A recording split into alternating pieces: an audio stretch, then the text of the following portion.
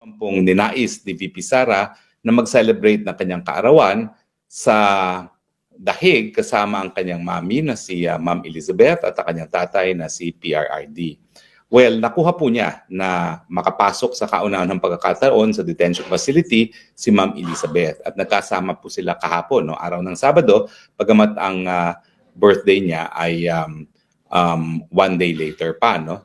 Pero mabuti na po yun, no, na nag-agahan na sila ng birthday at nagkasama-sama na sila at the following day nag-birthday at bukas naman po, araw ng Lunes, ay magkakasama-sama na naman sila muli. Siyempre, I could imagine masayang-masaya si Tatay Digong dahil siyempre yung kanyang panganay na babae at ang kaisa-isahang abogada sa pamilya ay nag-celebrate ng birthday sa kapiling niya at ng kanyang mami, no, na si Ma'am Elizabeth.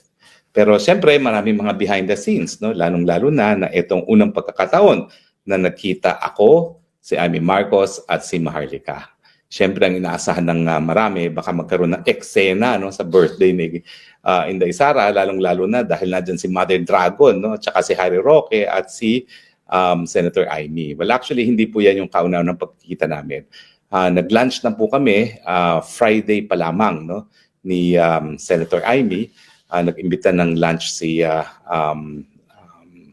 Vice President Sara. Kami kumain sa isang Chinese restaurant.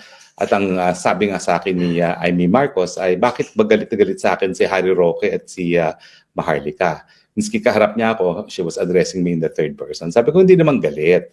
Kaya lang, talagang alam mo naman kasi meron kaming GC.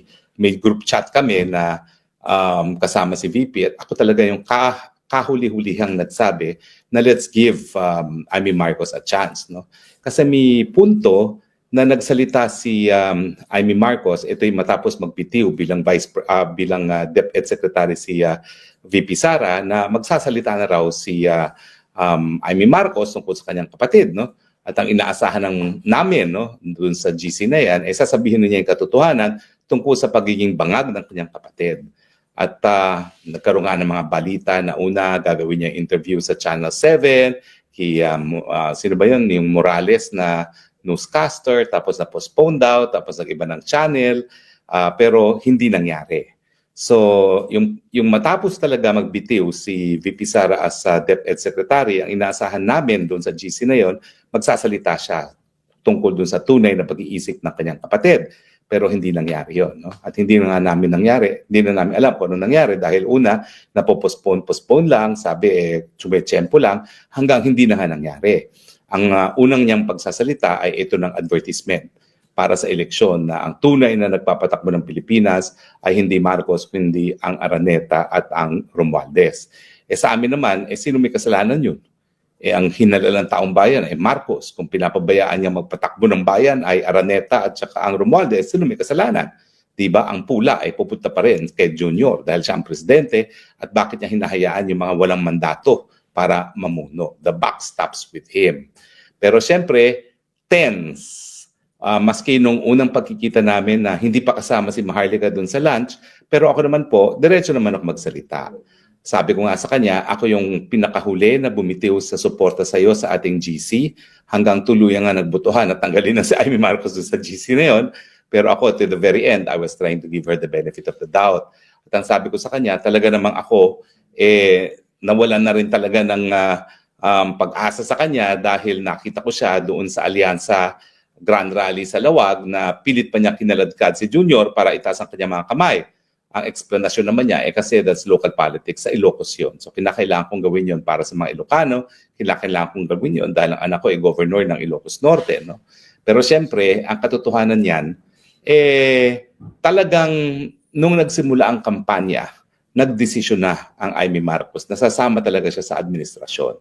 At nagbago lang ang isipan niya matapos makidnap si Tatay Digong. Unang-una dahil siguro talagang iniisip niya na mali yung prosesong nangyari, yung pangingidnap, o di naman kaya bilang isang politiko, nabasa niya yung pulso ng bayan na nagalit ang taong bayan dahil sa ginawan administrasyon na pagkidnap at kumampi na siya sa oposisyon. So, whatever the reason is, ang katotohanan niya, nung ako'y nag-give up sa kanya, nung panahon ng simula ng eleksyon, matapos yung proclamation rally ng alyansa, ay talagang sumapi na siya sa alyansa. Kaya lang, nangyari nga yung nangyari nung March 12 at either nakita niya bilang nabasa niya ng tama ang sentimiento ng taong bayan, na ayaw ng taong bayan nangyari, or talaga namang na-offend siya nung sa nangyari kay Tatay Digong. Whatever the reason is, doon siya nagbago. At maraming nag-iisip nga na baka too late the hero na yan. Pero kung hindi talaga siya inendorso ni VP Sara, sa tingin ko hindi na siya makakapasok. So talagang she owes Inday Sara big time. Dahil alam natin na endorso ni VP Sara ang siyang dahilan kung bakit marami pa ring DDS, gaya ko, na nagbigay tiwala kay VP Sara, na maski hindi naniniwala kay Amy Marcos, ay susunod kay VP Sara, no? So sa tingin ko naman, tatanaw na utang na loob naman itong si Amy Marcos kay VP Sara. Anyway, ang mga napag-usapan doon, syempre politika, no? Ano mangyari sa impeachment, at syempre naulit yung sinabi ni VP Sara na she wants a bloodbath. Pero tsaka na po natin pag-uusapan yan dahil may mga bagay-bagay na hindi po pwedeng isa publiko na naging topic ng usapan. Anyway, the following day was the grand rally, no, na para sa selebrasyon ng birthday ni VP Sara, no? At pangalawang pagkikita na namin ni Amy Marcos yan, so hindi na siya tense. Pero pangunang pagkikita ni VP Sara, ni Amy Marcos at ni Maharlika. So nasa loob kami ng backstage na isang tent at pumasok nga doon si Maharlika at sila yung nagbatian. At ang talagang unang tanong naman ni Amy Marcos kay Maharlika ay, bakit ka ba galit-galit sa akin, Maharlika? Sabi niya, ang sagot naman ni Maharlika, hindi sa ako galit sa'yo, no? Pero talagang ako, galit ako doon sa bangag mong kapatid at sa iyong sister-in-law na Lisa Tanas. So, wala namang plastikan pong nangyari, pero people were cordial.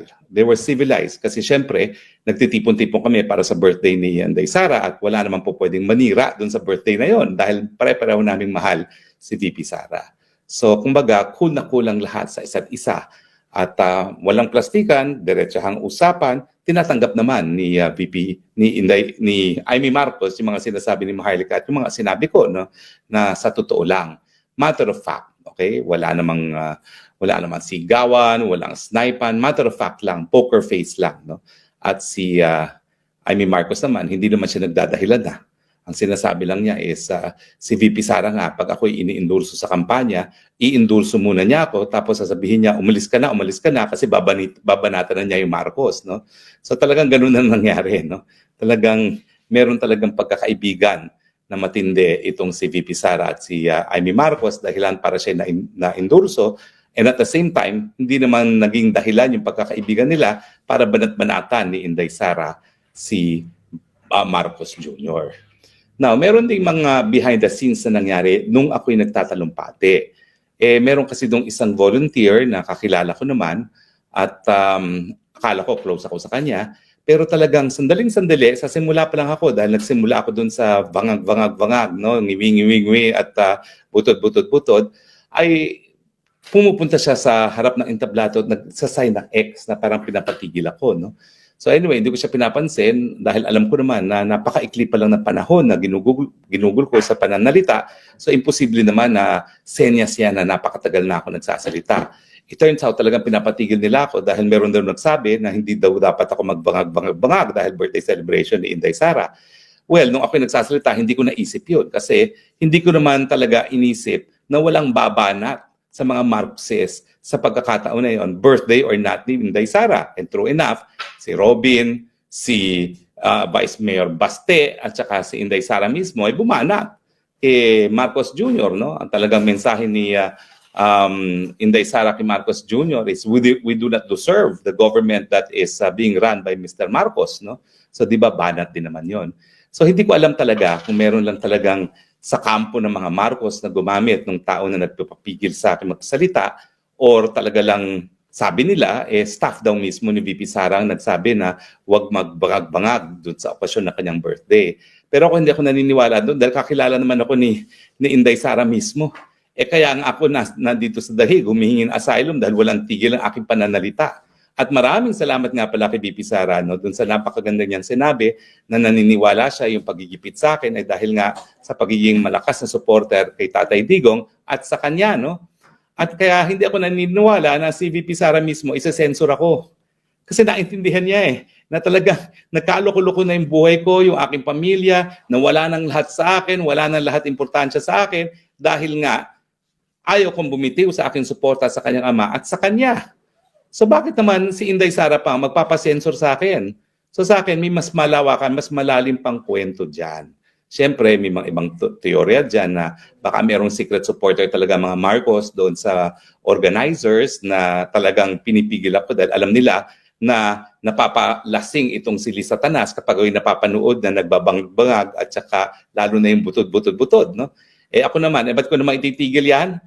Kinasuhan na nila ako na walang saysay na non-bailable, sinira na nila ang pamilya ko, sinira na nila ang buhay ko, at least mamatay sila sa galit sa akin, sa inis. Dahil hindi ako titigil sa bangag-bangag, ngiwi-ngiwi at butod-butod. Agree or disagree? Di ba dapat naman? Abay, hindi naman po pwede no, na talagang I take it sitting down. No? Dapat sila din naman ay mabuisit kahit papano. No? At least kahit papano nakakagante ako by making sure na nabubuisit sila. No? Pero hindi naman nagtagumpay yung nagsasensor sa akin. Sinabi ko nga, ano ba yung ganyan ka ng ganyan? Ibig sabihin ba niya, magbuburles na ako? Of course, napaikli ko yung aking talumpati kasi ang nagawa ko lang, nagsayaw ako. Pero hindi naman ako nakapagsalita ng mahaba, pero hindi rin ako nagpasupil. Sa loob-loob ko nga, si Marcos Jr., kinasuhan na ako ng non-bailable. Hindi na pa niya ako napapatahimik. Sino pa dito sa Hague magpapatahimik sa akin? Aber, at kasama ko pa ang Maharlika.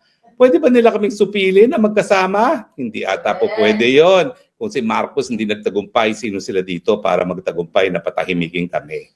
So hindi po tayo nagpasupil, nagbangag-bangag pa rin, ngiwi-ngibi pa rin, at gagawin pa rin natin yan habang narariyan ang bangag na administrasyon. Although, naisip ko rin na siguro baka staff ni Amy yung nagpapapigil. Pero wala naman po akong basihan for saying that. Kasi syempre, nasasaktan siya kapag tinatawag na bangag-bangag yung kapatid niya. Pero sa totoo naman, sinasabi ko naman sa inyo, no, nung aming meeting ni Amy Marcos, wala naman pong plastikan at talagang diretsahan naman kami, no, na tinatawag namin bangag kasi yung kapatid mo. No? At ang sinasabi naman niya, ayan, tinanong ko siya talaga bakit ba kasi ayaw mong pang sabihin na bangag ang kapatid mo? Kapatid mo yan. Nagsimula yung kanyang bisyo na yan, nasa kolehiyo pa siya, bata pa siya, so kakilala mo siya. Ang sabi niya, ito po quote ko, because I have not seen any evidence. So para kay Manang Amy, dapat makita niyang sumisinghot ang kanyang kapatid para maniwala siya na bangag. Pero ang sinasabi niya, meanwhile, habang di pa niya nakikita ang ebidensya at yan nga yung pagsisinghot, ayaw niyang maniwala na bangag yung kapatid niya.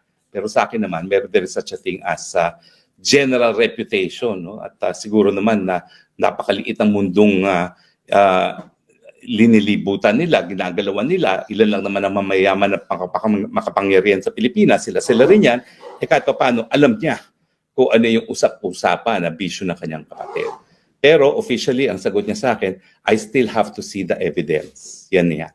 At saka ang sabi niya, I do not see them, I do not wish to see them, gusto ko silang patayin. Quote po yan gusto ko silang patayin. At in fairness, doon sa mga Sunday lunches na pinupost ng Marcos Jr. at ng kanyang may bahay, talaga namang ang napupunta ron, mga anak ni Manang Amy, hindi siya.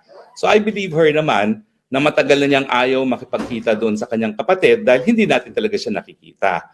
Ang talagang tanong lang ng mga DDS at isa na ako doon, kapatid mo yan, sabi mo sa amin kung talagang may alam ka sa kanyang bisyo na pulborone. Anyway, isa lang po yan sa mga juicy behind the scenes. No? Abay, syempre, nung kami kumain na ng tanghalian matapos ng programa, hay nako, nando naman si Vice Mayor Baste. Alam niyo ba ang bungad na sinabi ni Vice Mayor Baste kasi late siya dumating? Oh, di pa rin kita binoto. Kinakausap niya si Senator Amy. Number 14 ka sa Davao, di ka pa rin binoto sa Davao. Pero okay lang tayo, okay? Tapos, alam mo, magaling naman si Amy Marcos magdala ng kritisismo. Dinidedma lang niya. Tapos, syempre, nagkakarinyo. Ikaw talaga, Mayor, Di mo na ako talaga pinatawad, di mo na ako binigyan ng chance, Pero dire-diretso si Mayor Basti talaga. Hindi kita binoto. Grabe talaga, no? At syempre, yan ay kaharap si Ma'am Elizabeth, yung kanyang mami, at saka si VP Sara. No? So, dire-diretso talaga si Vice. But in fairness to Sen. Amy, she did not lose her composure. Kumbaga, tanggap niya yung galit ng pamilyang Duterte dahil nga naman sa ginawa kay Tatay Digong na nakakulong dito sa dahig dahil sa paggigipit na ginagawa ng pamilyang Marcos. No? So naintindihan naman niya siguro yun na kung ang kapatid naman niya ipinadala sa kulungan din ng mga Duterte, siguro maintindihan din niya kung bakit magagalit ang pamilyang Marcos sa Duterte. Pero ngayon kasi, ang talagang gumamit ng kapangyarihan para makidnap ang Tatay Digong at maging mawala sa Pilipinas, mawala sa eksena ng politika ng Pilipinas, ay ang pamilyang Marcos. So, matatanggap naman ni Amy Marcos yung galit, kumbaga, lalong-lalo na ng bunsong anak ni Ma'am Elizabeth at saka ni PRRD na si Mayor Baste. No? Ilan lang yan sa mga behind the scenes. Well, marami pang mga behind the scenes kasi nga, mga volunteers yung mga nag-organize ng affair at nagpapasalamat talaga tayo sa mga volunteers. No?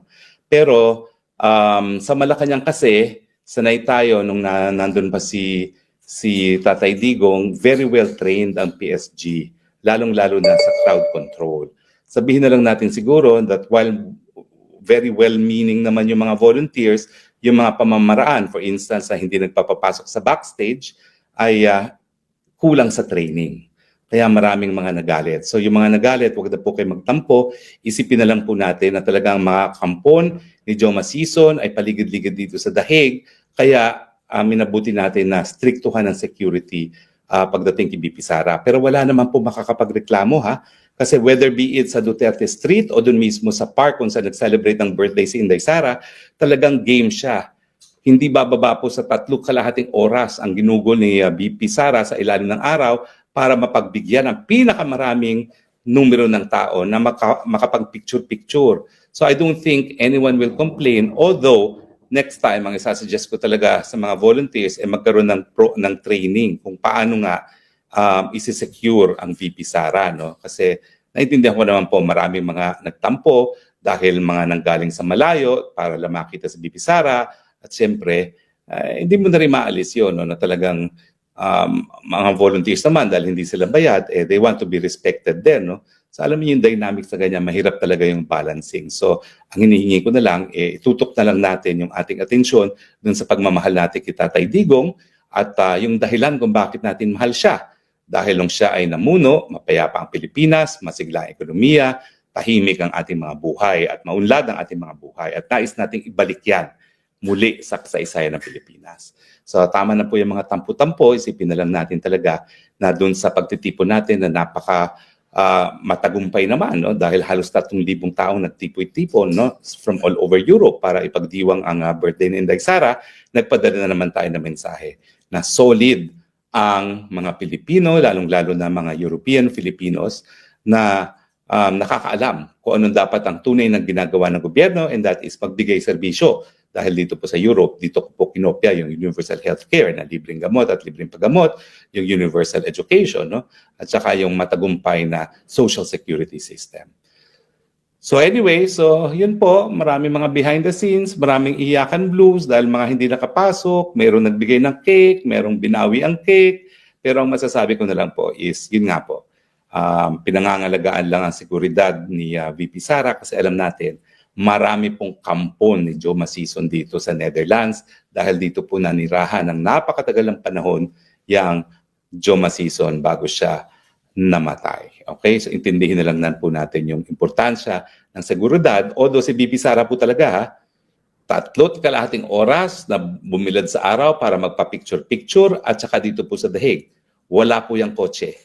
Sumasakay po yan ng bus, sumasakay po yan ng tram, sumasakay po yan ng tren. Kaya buong buo ang paghanga ko sa aking Vice President at soon-to-be President. Kasi sa totoo lang, yung mga dating opisyal ni Tatay Digong, hindi ko nasasabihin kung sino yan, hindi po ako yan. Kasi ako wanted ako, kaya binabantayan ako ng embassy. Sila yung tawag na tawag sa embassy para sa sasakyan, mga ganito, mga pabor-pabor.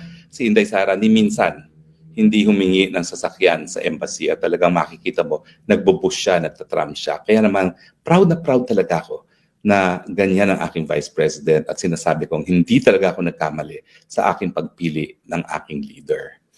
So ngayon po, inaasahan natin marami na naman tao dyan sa Duterte Street at pupunta po tayo dyan in a few minutes. Inaantay ko lang maligo ang Maharlika. At syempre matagal magpa-beauty ang ating Maharlika. Pero sabi ko nga, puntahan muna natin yung mga maraming mga pupunta sa Duterte Street. Bukas po, Lunes, inaasahan na bibisita na naman si Ma'am Elizabeth at si Inday Sara kay Tatay Digong. Huling araw nila po ng pagbisita, no? Kasi paalis na si Inday Sara soon. Nalulungkot po talaga ako kasi labas-pasok dito yung mga bisita ni Tatay Digong, ako lang naiiwan. Si Robin po, nung una siyang umuwi, no? Roommates kami niyan. Sabi ko, naku, ano ba yan, Robin? Iiwan mo na naman ako. So 2 beses na po ako iniwan ni Robin at sabi naman niya, babalik ako ulit. No? Tapos si Inday Sara, 2 beses na rin ako iiwan. No? At alam niyo yung feeling na bagamat inaalagaan ko ng gusto ng mga Pilipino rito, syempre malungkot ka dahil yung mga anak mo nasa Pilipinas at yung buhay mo ay nasa Pilipinas, hindi ka makauwi dahil dyan sa gawain ng mga pangad. No? At yung feeling na ikaw na naman ang maiiwan dito, ang aking konsolasyon na lang is nandito rin si Tatay Digong at hindi ko rin siya iniiwan. At yun naman ang mensahe ko sa mga nakakapasok lang kay Tatay Digong na sabihin na hindi pa rin ako umaalis at sinasamahan pa rin siya. No? At sasamahan ko siya hanggang sa huli. Ang sabi ko nga, kung siya ay makakauwi na, uuwi po ako kasama niya. Siya uuwi ng Davao. Ako, kung gusto kong ikulong ng Marcos administration, magpapakulong na ako. Pero dapat kasama ko muna umuwi papuntang Pilipinas si Tatay Digong.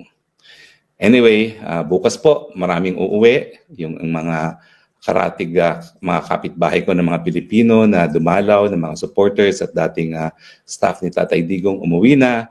Yung isang security po ni Tatay Digong umuwi na rin. So, hindi ko po alam kung paano ko madadala sa Duterte Street yung mga si Tatay Digong na standee at saka yung mga tarpaulin, no? Anyway, pag-uusapan po kung paano madadala yan sa park dahil wala na nga pong tao rito. Mag-iisa na naman ako, no?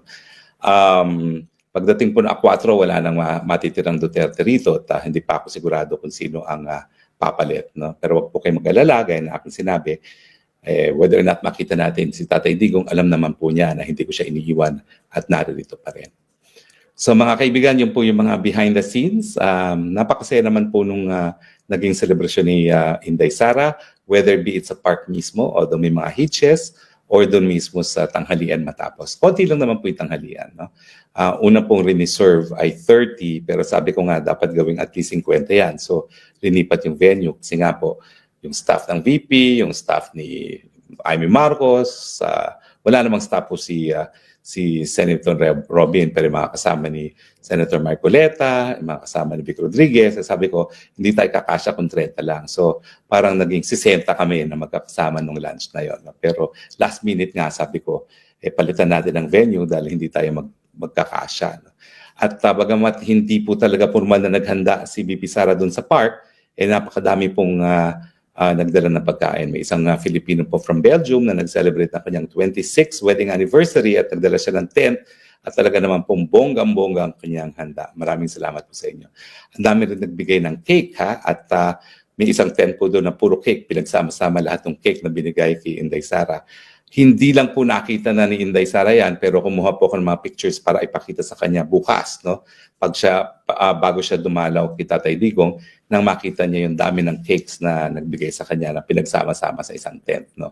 Kaya hindi niya nakita kasi nga nag-post kaagad siya. Ang nangyari po talaga, para siyang Santa Claus. Ang linya parang 1 kilometro. At yung mga organizers, nagalit nga si Inday Sara kasi nag-announce yung mga organizers after mga 2.5 hours na hindi na raw sila magpapadagdag doon sa pila. Nagalit si Inday Sara. Sabi niya, hindi, ituloy. So kaya nangyari, nakarating siya doon sa kanyang birthday lunch, 3:30 na. Ako naman, nung narinig ko yung announcement na pasensya na po, hindi na po magtutuloy ang picture taking, mga 2:30, umalis na ako. Kaya lang ako na late doon sa venue kasi yung mga kasama ko naman, mga taga-Germany, hindi nila mahanap kung saan sila nag-park. I love you!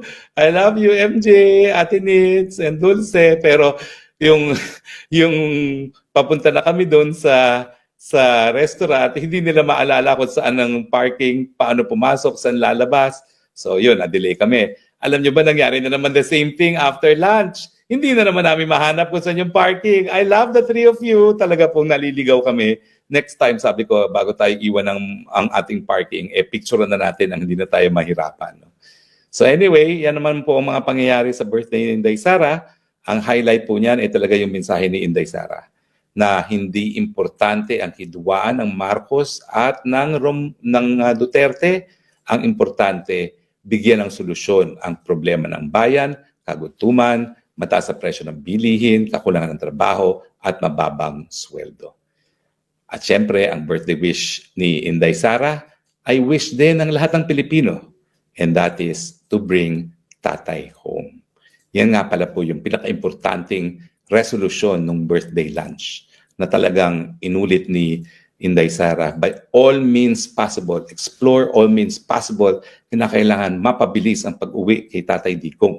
At ako naman po, nagbigay ako ng suhestyon, labas po ng ICC dahil hindi naman po ako naghihimasok na doon sa abogadong kinuha niya dahil ayaw nila sa akin, ayaw ko rin sa kanila. No? Bahala sila dyan sa ICC. Basta malinaw po ako, nag-offer ako ng services ko sa ICC, ayaw akong kasama ng mga dayuhan, ayaw ko rin sa kanila, pero ang tanong, 74 days, ano na nangyari kay tatay? Nandun pa rin, nakakulong. At after 50 days, na-file yung kanyang petition na kung may question sa jurisdiction. Sa akin, ako naman, ang 50 days imprisonment, sentensya na yan sa isang pagkakasala sa Pilipinas na correctional na yan, 50 days. Hindi po yan light penalty na, correctional penalty na yan. Hay nako. But anyway, may mga alternatibo po. At ako naman po yung nagbigay rekomendasyon din kay Inday Sara. Hindi naman po nila, hindi nyo ako mapupulaan na hindi tayo mauubusan ng rekomendasyon. Kailangan hindi tayo kapamilya. So they have to decide for themselves as a family. No? Lahat naman po, legal ang aking mga solusyon. Anyway, so yun lang po. Matagumpay ang celebration ng birthday ni Inday Sara. Tingin ko naman po, karamihan ay nagalak na makita si Inday Sara, bagamat marami pong mga kwento behind the scenes, maraming mga naging iyakan, which is only to be expected dahil lahat tayo ay gusto iparating ang pagmamahal natin, hindi lang kay Inday Sara, kung hindi kita Tatay Digong mismo. So okay, hanggang bukas po para dun sa ating ulat galing sa Hague, kasama natin si VP Sara, ito po ang News Box ng Bayan, nagsasabi, I love you Philippines.